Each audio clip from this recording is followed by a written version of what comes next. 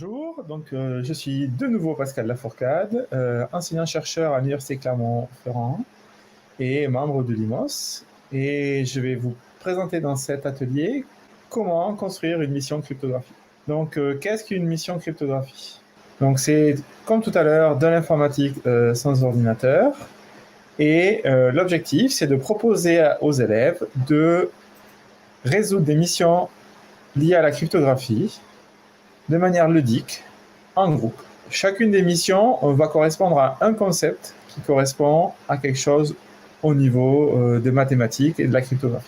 Donc ces missions sont en ligne et disponibles sur mon site web 24 heures sur 24, 7 jours sur 7. Comment ça se présente? Vous allez sur mon site web, ici, et vous cliquez sur Mission cryptographie en bas, et vous allez pouvoir débuter la première mission cryptographie, et il y a plusieurs missions.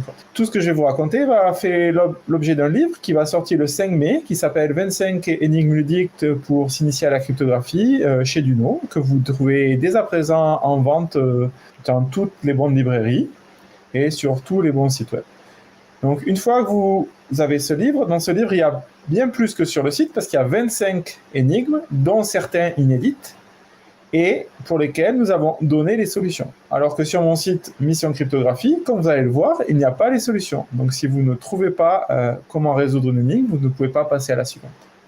Donc, l'avantage de ce livre, c'est qu'il y a toute la pédagogie, toutes les explications, tous les faits historiques, plein d'anecdotes sur comment ont été créées ces missions et dans quel but, quel concept est sous-jacent à chacune des missions.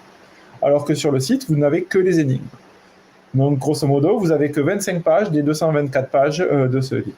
Cette mission, sur mon site web, elle est plus riche. Elle comporte 50 lettres.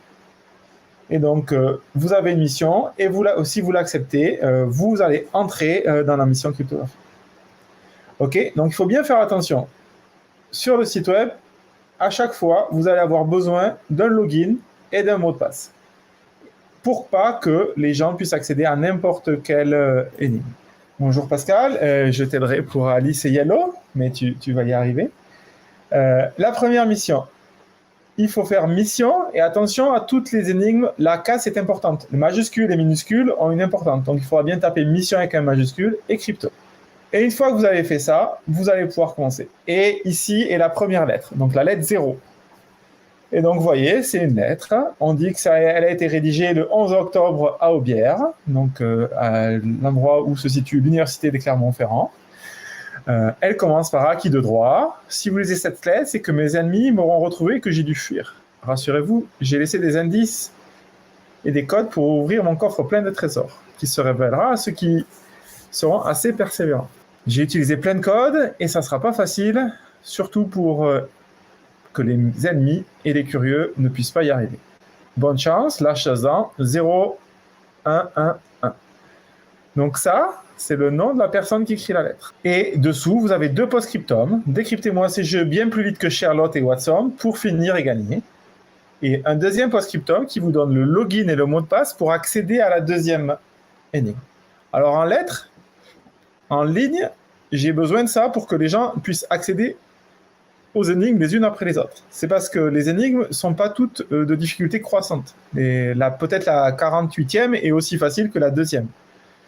Donc, j'ai scénarisé une progression et vous avez besoin de ça. En classe, vous pouvez juste imprimer les pages web que vous voyez et les distribuer à vos élèves. On n'a pas besoin de hacker la page web. On peut résoudre toutes les énigmes avec un stylo et un papier et son cerveau pour trouver la solution. Il n'y a pas besoin de chercher à casser le site web, à regarder. Donc, pour ceux qui sont curieux et qui veulent aller voir les sources des pages HTML, au bout d'un moment, j'ai mis quelques contrepétries pour les faire sourire.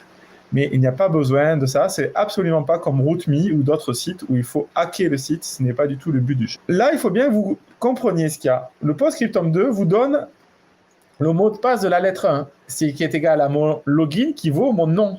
Mais mon nom, c'est pas moi, Pascal Lafourcade, c'est le nom de la personne qui écrit cette lettre. Donc, ça sera agent 0111. Donc, si vous tapez ça en login et en mot de passe, vous pouvez accéder à la lettre d'après, qui est la lettre 1. Et la lettre 1, je vous la donne, c'est celle-ci. Et donc, maintenant, vous devez déchiffrer l'intégralité de cette lettre. Alors, comment vous allez pouvoir faire ça? Eh bien, c'est vraiment le principe d'avoir une version claire d'un message et une version chiffrée. Et donc là, vous avez une lettre écrite par l'agent 0111 et ici, une lettre en clair. Vous remarquez qu'elles ont la même structure. Et donc du coup, le début en haut devrait être la même chose. Et vous voyez bien qu'il y a 11 et un 2018. Et vous regardez bien que c'est le 11 octobre 2018 à Aubière. Et donc avec ça, vous allez pouvoir savoir que le est chiffré par OH et ainsi de suite. Donc ici, j'ai mis juste le début des deux lettres pour que vous puissiez suivre et comprendre et dire c'est la même chose. Et donc vous allez vous dire le L va correspondre au O, le E au H et ainsi de suite. Donc vous pouvez remplir une grille où vous avez écrit l'alphabet en haut et en bas, les lettres codées. Et la question, c'est comment déchiffrer cet début de lettre. Ça ferait E, OA, que, OU, A. Donc là, vous avez deux possibilités. Soit vous cherchez et vous dites, ah, ça pourrait être en français un mot de deux lettres avec un E, c'est le, je. Ah, mais je. Ah, ça pourrait commencer je, OA, que, je bois que, je noie que, je vois que. Je vois que, ah, et si vous voit que, le V, c'est le Y ici. Donc vous allez pouvoir que vous, bon, ah, un Y après, etc. Donc vous allez pouvoir commencer à déchiffrer. Une autre possibilité, c'est de remarquer que les lettres ici, A, B, C, D, E, F, et là on a D, E, F, G, H.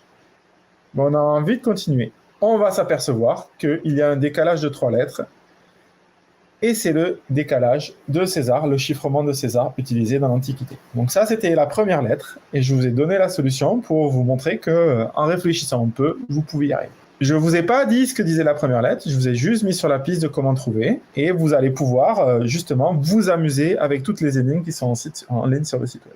Je vais parcourir l'ensemble des thématiques abordées, mais je ne vais pas vous donner la solution. La lettre 2, où est bloqué Pascal Véron. Pascal est bloqué sur Alice Yellow. Alors, qu'est-ce que cette lettre? Cette lettre, c'est une vraie attaque qui a eu lieu. Donc, la base de données de Adobe, un grand site que vous connaissez, a fui. Et sur cette base de données, qu'est-ce qui a fui? Il a fui les logins des gens. Donc, sur la base de données d'Adobe, c'était des adresses mail. Donc là, j'ai juste mis les noms des gens. Donc, Alice, H1007, Blaise, Camille, David, Edouard, Eve, etc. Et sur cette base de données, il y avait les logins et les hachés des mots de passe. Donc, c'est-à-dire les mots de passe qui sont passés par une fonction qu'on ne peut pas inverser. Et donc, ici, plutôt que de vous mettre des vrais hachés avec des fonctions standards de hachage qui sont SHA-256 ou encore d'autres choses, bien plus compliquées, on a utilisé une fonction de hachage naïve qui est le haché d'un mot, c'est la somme des nombres ASCII de chacun de ces caractères. Donc, par exemple, si votre password était PI 314, ça va correspondre à la somme des hachés, donc la somme des codes ASCII, donc la somme du haché de P, la somme du haché de I, ainsi de suite. Et le haché de P dans la table ASCII, qui est un codage informatique que vous pouvez trouver sur n'importe quel site et qui est connu de tous, vous allez pouvoir savoir que le haché de P vaut 80, le haché de I vaut 105, etc. Et quand vous avez fait la somme de tout ça, vous obtenez 335. Donc si par exemple, je ne sais pas, William, qui serait une autre personne en bas, on aurait mis pi comme indice, valeur de pi, ou valeur du cercle, ou quelque chose comme ça, en indice, en astuce, et derrière 337. Donc là, la personne aurait eu 337 comme haché de son password. Donc ça permet à quoi? C'est si vous avez une idée que vous avez retrouvé le password d'une de ces personnes, vous pouvez vérifier si ce que vous avez deviné est correct. Donc vous allez pouvoir vérifier où vont les majuscules et les minuscules. Il faut savoir que cette fonction est déterministe. Donc deux personnes qui auront le même mot de passe auront le même haché. Et donc si vous regardez Alice, la première astuce c'est yellow. Bon, ben avec yellow qui veut dire jaune en français, on ne va pas pouvoir deviner quel est le mot de passe d'Alice. Par contre, elle a le haché de son mot de passe qui vaut 709. Et vous remarquez qu'ici, il y a 709, 709, 2 autres fois, 3 autres fois. Et du coup, ça veut dire que ces personnes ont le même mot de passe. Et on va regarder les indices. Les indices de David, c'est électrique. Bon, hello, yellow, électrique. F, c'est Pokémon. Ah, yellow, électrique, Pokémon. Et Nathalie, c'est Nintendo. Ces 4 personnes ont le même mot de passe. Et la astuce pour les retrouver, pour l'une c'était Yellow, l'autre c'était électrique, Pokémon, Nintendo. Donc pour ceux qui ont un peu joué au Pokémon, devraient arriver à trouver le mot de passe d'Alice, David et Nathalie. Il faut faire attention à comment c'est écrit. Donc, c'est pour ça qu'une fois que vous avez trouvé la solution, faites attention à l'orthographe. Et pour savoir quelles lettres sont en majuscules, vous devez recalculer le haché pour trouver la solution. Et on va vous demander de trouver le mot de passe de Alice, mais on va aussi vous demander de retrouver le mot de passe de Blaise et le mot de passe de Camille, parce que 16 haché 742 apparaît ici, ici, ici et ici, ici. Donc avec les indices, vous allez pouvoir trouver les autres mots de passe. Et donc il faudra trouver les mots de passe de Alice, Blaise et Camille. Donc je ne vais pas vous donner la solution. Je pense que Pascal a trouvé le mot de passe d'Alice. Félicitations. Les élèves par groupe de 3 y arrivent très bien, il ne faut pas s'inquiéter, ils trouvent très bien. Et après, c'est de la culture un peu générale pour les Pokémon. Et pour les autres, c'est un peu plus de culture générale, parce que les mots de passe, c'est Puy de Dôme, musique, Noces de Figaro, Pointure, Demoiselle d'Avignon, Flûte enchantée, Amadeus, année de naissance, Grenoble, Pablo, compositeur, Clermont, marche turque, maison, pour les deux autres dans le désordre. Ce qui devrait vous mettre sur la voie de célèbres personnages et de départements français. Donc ça, c'est pour la lettre 2, et ces indices vont vous permettre pour les autres de résoudre d'autres. Alors, les énigmes de ces énigmes crypto, des 50 énigmes cryptographiques, vont, pour certains, vous allez le voir au niveau lycée, mais vous pouvez les résoudre vous en tant que professeur et adapter les énigmes que vous voulez. Là, dans la progression, on va voir qu'il y en a certaines qui te touchent les lycéens, mais il est absolument possible de faire une série d'énigmes pour des collégiens, qui sont les énigmes pour lesquelles ils ont la capacité de les résoudre, et celle-là en fait partie. Il n'y a pas besoin de programmer, hein. Il faut juste avoir la table ASCII que je n'ai pas donnée, mais qui se trouve partout et qui, sur le site web, est joint via un PDF. La lettre d'après, c'est le chiffrement de Wigner. Et donc, on donne une table de correspondance de Wigner, on explique la clé, et il faut que les élèves commencent par cryptanalyser la clé, pour après pouvoir déchiffrer. Un peu plus loin, le partage de secrets de Shamir, donc qui correspond à l'intersection de deux droites. Donc ça va demander des maths de fin de collège.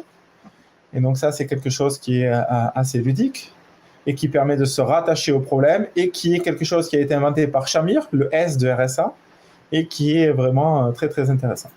Je reste, bien entendu, Elodie et les autres, disponibles par mail, donc n'hésitez pas à m'écrire un mail si vous êtes bloqué sur une énigme. Je peux vous aider sans vous donner la solution ou vous donner des indices avec plaisir. Donc ne soyez pas perdus, essayez de résoudre les énigmes par vous-même. C'est assez prenant, mais c'est très, très ludique. La lettre 6, il faudra cryptanalyser, un peu comme on a fait sur cette lettre-là. La lettre 7, c'est quelque chose de logique. On a des phrases avec des symboles, et en fonction du sens du symbole, il faut retrouver la valeur de chacun de ces symboles entre 0 et 9. Donc c'est très, très, très ludique, hein. Voilà. La lettre 8, c'est un message qui a été passé à une broyeuse. Donc je vous donne des bandelettes, et il faut que vous les remettiez dans l'ordre pour reconstituer le message secret. Donc c'est assez marrant, c'est assez drôle. La lettre 9, c'est le partage de secret de Shamir qui revient, mais cette fois-ci, au lieu de résoudre l'intersection de droite, il va falloir, à partir d'un système d'équations, calculer l'équation d'une parabole, donc résoudre un système 3-3. Donc c'est à cause de cette énigme que ces énigmes-là sont pour des lycéens, mais vous n'êtes pas obligé de la faire, vous pouvez sauter et passer à une autre énigme sans aucun souci. L'objectif aujourd'hui, c'est d'essayer d'expliquer aux enseignants qu'il est possible de créer des énigmes comme bon vous semble pour vos élèves. Puis la victoire, la lettre 10, donc toutes les 10 lettres, vous avez un petit cadeau. Et ici, je vais vous donner une photo d'une des personnes célèbres qui ont participé à cette mission de cryptographie. Alors, ça a été fait avec des élèves de maths C2+, donc en 3e. Je l'ai déjà fait aussi avec des clubs en 3e et 4e, de clubs de mathématiques. Les gagnants auvergnats du concours Al-Kindi, qui étaient des élèves de collège et de lycée les 2 dernières années avant la pandémie, sont venus me voir et je leur ai fait faire quelques des énigmes. À la fête de la science, je l'ai déjà fait pour des élèves de seconde, première et BTS.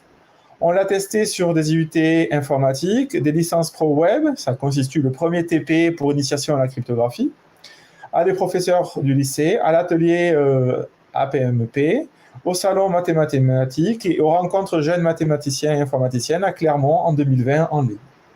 Donc, ça a été fait plein de fois et sur la page web, il y a plusieurs niveaux de difficulté et des énigmes choisies. Les 10 autres énigmes, il y a les Dancing Man. Il faudra aussi casser une fonction de hachage, jouer avec des transpositions et décoder des messages qui sont venus et ont été transmis par des aliens. Donc ça, c'est pour vous motiver à aller jusqu'à l'énigme 20. L'énigme d'après, on va faire le chiffrement, un codage utilisé avec le Morse, avec des traits et des points. Un chiffrement visuel, le chiffrement d'Alberti, le Searchable Symmetric Encryption, qui est une technique moderne de chiffrement. On va utiliser des canaux cachés pour casser des codes à partir de mesures de consommation électrique. On va regarder la citale, une technique inventée par les Grecs. On va faire de la stéganographie, et j'y reviendrai tout à l'heure. Et on va parler aussi des propriétés du chiffrement homomorphe, qui a été une révolution inventée en 2009 par Greg Gentry. Donc tout ça peut vous faire peur. Ici, il n'y a que les énigmes, mais sur l'ensemble de l'ouvrage, il y a les solutions adaptées et on vous explique ce qu'est un chiffrement homomorphe, un side channel, un chiffrement visuel et le SSO. On revient avec de la stégonographie, des chiffrements un peu plus anciens comme PicPen, Atbash, Polib, un petit cryptarithme, et on va parler de base 4 avec le codage des Shadok. Donc pour ceux qui ne connaissent pas, les Shadok ont inventé une manière de compter en base 4 qui est vraiment géniale et qu'on a repris dans une de ces énigmes. Et enfin, les dernières énigmes, on va utiliser des téléphones pour coder l'information, du bibinaire. Il y a eu un spectacle sur le bibinaire donné dans le cadre du festival des Maths en scène cette année. Le chiffrement RSA, de la brute force et la longueur d'un mot de passe. Donc ça, c'est juste pour vous donner un aperçu et les différents concepts qu'il va y avoir derrière toutes ces missions. Alors maintenant, je voudrais m'attarder un peu sur comment vous pouvez construire vous-même une mission cryptographique. Ça prend un peu de temps, mais pour moi, ce qu'il faut faire, c'est qu'il faut un concept pour chacune des missions. Et une fois qu'on a ce concept mathématique ou informatique ou autre, on réfléchit à une idée d'énigme. Une fois qu'on a fait ça, on a un prototype et là, on a besoin de personnes pour tester. Vos collègues, vos amis vont tester ce que vous avez fait. Parce que souvent, c'est trop dur au début, c'est trop facile. Alors, pour ceux qui pensent que c'est trop dur parce qu'ils n'ont pas les concepts en cryptographie, il y a l'ouvrage qui va sortir le 5 mai où on vous donne des idées et on vous donne 25 énigmes et il y a les énigmes qui sont là et je peux échanger avec vous pour vous donner les 50 idées que j'ai eues, aucun souci. Et on fait des essais et des erreurs. Ça veut dire quoi ? Ça veut dire qu'on va tester. Des fois, le prototype, il y a des erreurs. C'est trop dur, c'est trop facile. Donc, il faut tester avec des collègues. Et une fois que c'est bon, vous allez pouvoir tester avec votre classe. Alors, je vais vous révéler en exclusivité comment j'ai construit une mission sur la stéganographie. Quand j'ai eu fini les 30 premières énigmes, il y a un professeur à qui j'ai donné les énigmes m'a dit « Ah, mais tu n'as pas fait la stéganographie. » Et j'ai dit « Ah, c'est vrai. Je devrais faire la stéganographie. » Alors, qu'est-ce que la stéganographie ? C'est l'art de cacher des informations sans les mélanger. Juste en sachant où regarder, on peut les voir. Et en image, on cache la stéganographie, on peut prendre une image et rajouter un message dans une image sans que personne ne le voit. Pour ce faire, on va prendre chacun des pixels a une valeur, et on va changer son bit de poids faible. Et pourquoi ? Parce que 2 nuances de couleur à 1 bit près, sur la valeur qui est donnée, que ça soit 256 ou 254, personne n'y voit rien. Pour l'œil humain, ça sera la même chose. Et donc, du coup, on va coder sur tous les bits de poids faible le message qu'on veut. C'est comme ça que fonctionne la stéganographie dans les images. Et je me suis dit, je vais faire la même chose pour les élèves. Et donc, c'est la stéganographie. Et donc, mon idée, c'était de cacher des bits dans une image ASCII. Alors, comment j'ai fait ? J'ai utilisé le logiciel libre JP2A que vous pouvez installer sous n'importe quelle distribution Linux en faisant apt-get install JP2A. Ce joli petit logiciel a l'avantage de faire, si vous mettez JP2A espace le nom d'une image en JPEG, il vous la traduit en ASCII. Donc ici, j'ai mis le logo de la journée GEM et voici ce qu'il m'a sorti. Et donc, vous avez votre image en ASCII. Et ce que j'ai fait, c'est que j'ai caché des 1 et des 0 à l'intérieur de cette image. Donc, si vous êtes capable de retrouver les 1 et les 0 dans cette image, vous allez pouvoir trouver le secret que j'ai caché. Donc ça, c'est une des techniques que j'ai utilisées pour la stéganographie. Alors, si vous regardez bien, ici il y a un 1, ici il y a un 0, ici je vois un 1, ici je vois un 0. Donc j'ai 1, 0, 1, 0. Ici je revois un 1, et ici je trouve un 0. Et donc, dans cette image, était codé le message 1, 0, 1, 0, 1, 0. C'était un message en binaire qui correspond à 42. Parce que 1, 0, 1, 0, 1, 0, ça est la valeur 42. Donc, j'ai coché dans cette image, sous manière de stéganographie, la valeur 42. Donc, voilà, avec un peu de binaire et une image, vous êtes capable de faire ce que vous voulez. Et avec cette gentille commande, là, vous pouvez mettre n'importe quelle image et une fois que vous avez ça, enlever les 0 et les 1 et les réinsérer aux endroits où vous avez envie pour cacher vos informations. Donc ça, c'est comment créer votre stéganographie pour vos élèves. On apprend en s'amusant parce que c'est une activité où on va mettre les élèves par groupe. Alors là, c'est une photo pour symboliser le travail en groupe des élèves. Mais je vous préconise de les mettre par groupe de 3, 4 ou 5. Oui, alors j'ai fait exprès de choisir des 1 qui est proche du L et le 0 proche du grand O pour qu'il y ait un peu plus de difficulté. Mais si vous ne voulez pas de difficulté, vous pouvez enlever, en fait. C'était juste pour rajouter un peu de difficulté pour répondre à Julien. Et donc ça, c'était juste pour mettre un peu de piment et pour qu'il distingue les deux. Mais si vous ne voulez pas ça, il suffit d'enlever les petits L et les grands O et d'avoir que des 1 et des 0. Donc, vous adaptez au niveau de votre classe, en fait. Si vous avez des terminales, il faudra qu'ils soient attentifs. Si vous voulez faire ça avec des sixièmes, il va falloir enlever peut-être les grands O et les L qui sont très, très proches. Donc, je vous conseille de les mettre par groupe, de leur donner les feuilles et de les laisser chercher. C'est très intéressant. Ils ont plein d'idées. Ils cherchent, ça les stimule énormément de devoir résoudre et mener cette enquête. Ils sont très actifs et le fait d'être en groupe, ça leur donne des idées. Et typiquement sur ce qu'a pas trouvé tout à l'heure Pascal Véron sur le yellow pour Alice, en groupe, les étudiants, au bout d'un moment, ils y arrivent, ils sont à fond, ils essayent, ils vérifient, etc., etc. Donc, une fois que vous avez la solution, en classe, moi, c'est les élèves qui viennent et c'est moi qui valide et quand c'est bon, je leur donne la feuille d'après. Et j'échange avec eux si ils ont besoin d'aide. Ça les stimule, ils ont appris des choses tout seuls, ils ont découvert des choses par eux-mêmes, ça fait libre cours à leur imagination et ça les introduit et ça fait une petite initiation à la cryptographie moderne. Donc pour ceux qui voudraient en savoir plus, je rappelle qu'il y a l'ouvrage 25 énigmes ludiques pour s'initier à la cryptographie, dont vous avez la couverture ici, qui va apparaître le 5 mai et qui recense les 25 énigmes qui sont issues de la cryptographie moderne.